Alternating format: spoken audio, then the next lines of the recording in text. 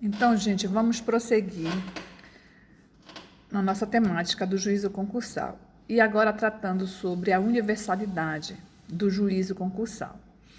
A universalidade não foi tratada da mesma maneira quando se trata de falência e quando se trata de recuperação judicial. O legislador não tratou de igual forma, ok? Mas, primeiramente, vamos saber o que é a universalidade, o que significa. E nós vamos pedir ajuda do Fábio Ulloa. Ele diz que universalidade significa que todas as ações referentes aos bens, interesses e negócios da massa falida serão processadas e julgadas pelo juízo perante o qual tramita o processo de execução concursal por falência. Quer dizer, o juízo falimentar, o juiz onde está sendo processado, que foi decretada a falência, atrai, tem força atrativa, vis atractiva, para todas as ações de conteúdo patrimonial que envolve o falido ou a massa falida. Então, por isso que ele se chama de universal. Tá? Decretada a falência, esse juízo atrai as demais ações patrimoniais referentes ao falido. Isso serve para o processo de falência. Mas, como eu disse, a universalidade não foi tratada de maneira uniforme para a recuperação judicial e para a falência. O que está a ocorrer é que a jurisprudência vem disciplinando casuisticamente em que medida a aplicação do princípio da universalidade do juízo ocorre tanto para a falência quanto para a recuperação empresarial. E faz isso interpretando, segundo a inteligência do artigo 6º e parágrafos da Lei 11.101. Tá? Então, eu trouxe aqui algumas ações que vão receber essa força atrativa na falência e na recuperação judicial, tá, gente? Primeiro, as dívidas trabalhistas. Nesse caso aqui do passivo trabalhista, já se encontra assentado que as ações de conhecimento se processam no juízo especializado, tá? No juízo trabalhista, até a fase do cumprimento de sentença. Porque, uma vez decretada a falência ou deferida a recuperação judicial, a execução de todos os créditos, inclusive de natureza trabalhista, deve ser processada no juízo falimentar, disse o Supremo Tribunal Federal. Então, aqui, para as dívidas trabalhistas, a orientação vale tanto para a falência quanto para a recuperação judicial. Então, se processa, continua a ocorrer perante a Justiça do Trabalho as ações de conhecimento, tá? Quando tem a sentença, quando forma a coisa julgada e vai para deverá ocorrer o cumprimento do julgado, tá? Através do cumprimento de sentença, aí vai para o juízo concursal, tá? Ele vai se habilitar no quadro de credores, para a execução, a expropriação, para o recebimento desse crédito ocorrer nesse juízo universal concursal, ok? O que pode ocorrer é que a Justiça do Trabalho o juiz trabalhista pode pedir a reserva do crédito, tá? Para o juízo concursal, até se concluir com a liquidez, a certeza e a exigibilidade desse título judicial. Então, essa orientação está baseada no parágrafo 2º do artigo 6º da Lei 11.101. Lembre-se que o artigo 6º, o caput do artigo 6º, trata da suspensão, da prescrição, das ações que correm, né? Que estão a correr na recuperação judicial. Vamos lá. É permitido pleitear perante o administrador judicial a habilitação, exclusão ou modificação de créditos derivados da relação de trabalho, mas as ações de natureza trabalhista, inclusive as impugnações a que se refere o artigo 8º desta lei, serão processadas perante a Justiça Especializada até a apuração do respectivo crédito, que será inscrito no quadro geral de credores pelo valor determinado em sentença. Ou seja, ação de conhecimento, toda ação de conhecimento se processa na Justiça do Trabalho. Depois de liquidado o título, a sentença, após definido o título, a liquidez do título, essa dívida, né, vai para o juízo falimentar, ok? As ações ilíquidas. As ações ilíquidas, até é consequência lógica do raciocínio anterior. Todas as ações ilíquidas que não perseguem, que não têm um valor econômico definido já, tá? As ações de conhecimento, de um modo geral, uma ação de conhecimento, de obrigação de fazer, uma própria de cobrança, até que se pretenda um valor econômico, mas ainda não está definido o quanto disso, uma indenização por dano moral, por exemplo, também.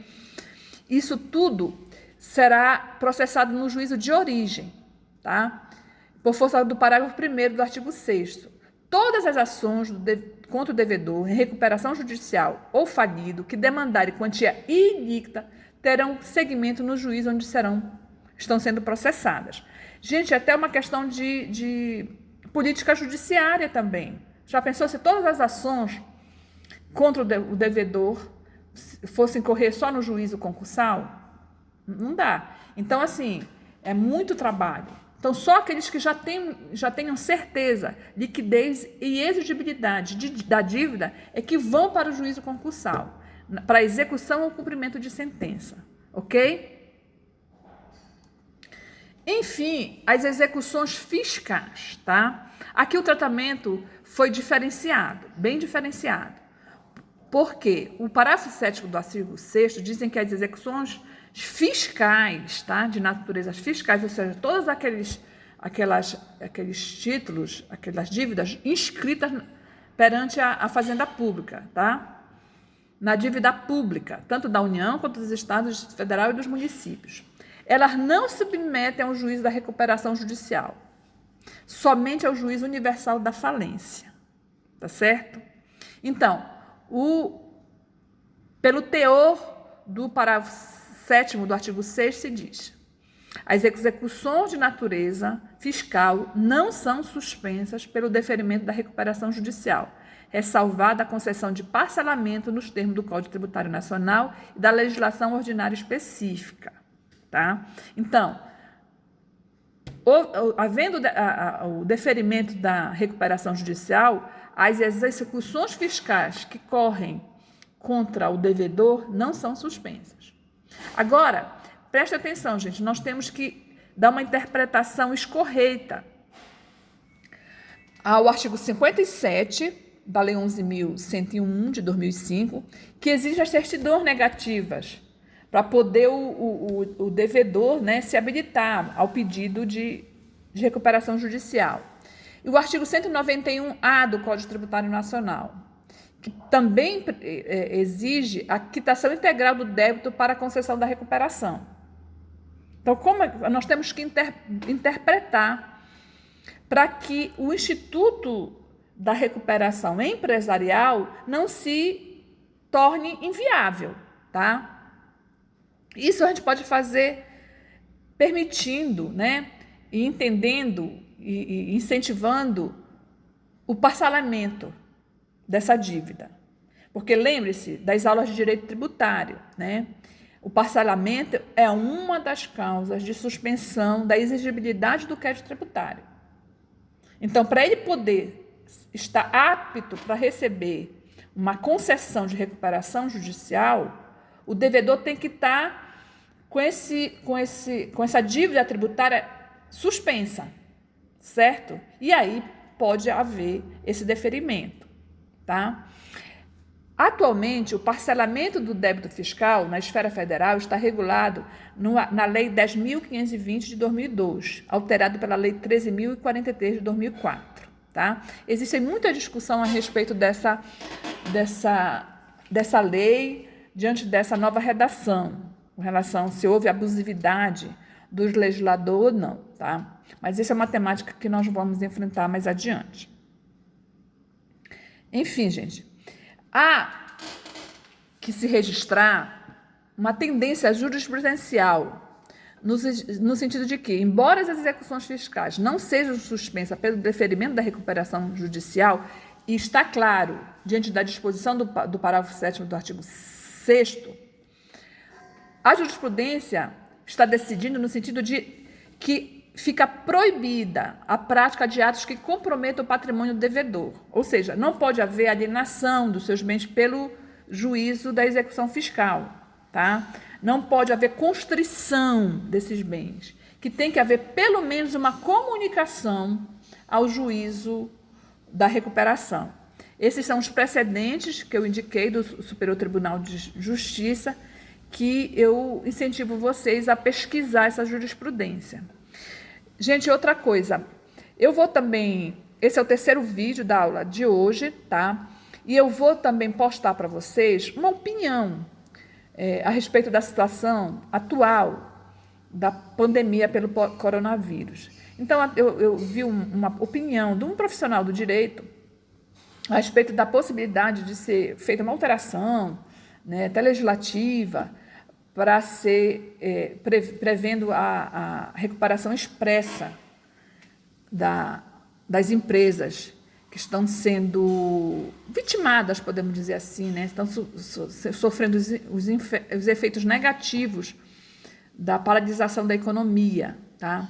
Eu gostaria que vocês lessem essa opinião desse profissional para nós debatermos a posteriori da próxima aula, que eu acho que eu pretendo que a próxima aula a gente possa haver comunicação, né, uma interação ao vivo, através de uma ferramenta que a faculdade indicou. Eu vou baixar, eu estou tendo dificuldade em baixar, porque está tendo uma inconsistência no meio institucional, mas eu vou resolver isso, e na próxima aula nós já podemos conversar mais ao vivo, tá, gente? Eu vou, mas qualquer coisa a respeito dessa aula e da aula passada, vocês podem me mandar perguntas, questionamentos, esclarecimentos e opiniões pelo link de mensagens do AVA, tá? Então, gente, eu fico à disposição de vocês para responder essas perguntas, ok? Bons estudos, tá? E que Deus proteja a todos nós.